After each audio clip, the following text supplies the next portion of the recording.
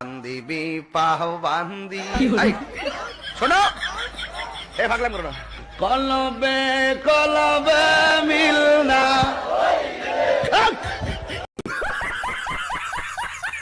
আসসালামু আলাইকুম।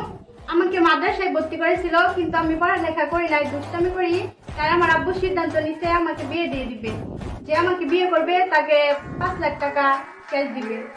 আব্বু ঠিক বলি নাই? হ্যাঁ ঠিক আছে, আমার মেয়েকে যে বিয়ে করবে আমি তাকে ক্যাশ 5 লাখ টাকা দেবো। কেউ যদি রাজি থাকেন যোগাযোগ করিয়ে।